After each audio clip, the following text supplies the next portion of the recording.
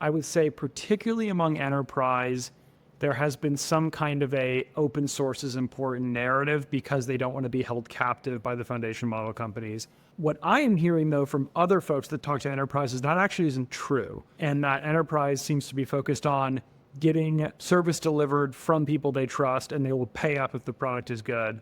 What are you hearing? Both are happening. There are things that are Okay. going on. On one hand, there's certain types of data you never want in anybody's hands, and they're trying to protect that. If that ever Yeah. shows an open AI, you're in trouble, like your financial information, your business logic, a lot of that you don't want to put out there.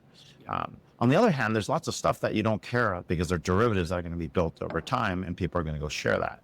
We actually believe the open model is actually probably better with open source, but not what your data is actually being in. So we think people are going to come back on premises to be able to do this stuff and then interface later to something else because they want to have an air gap to protect their data. They don't want to have that Samsung moment where it scraped everything internally and then shared it with the rest of the world a little prematurely.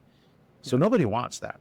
But we're at a point, right, where if we think about the AI age and the internet age, they're very different. The internet age was decentralized. It was open. There were lots of players. Costs went down. Telecom companies were getting crushed, right? Yeah. When we go down to this AI age, we're not even close. It is closed. It is centralized. There are a few players. It only gets more expensive, and people are complaining. And so we've got to find a way to do this. So on one hand, the DeepSeek moment was important because it says, hey, we're paying too much for AI. But on the other hand, if you're going to, artificial general intelligence, okay, you're going to have to do all this stuff.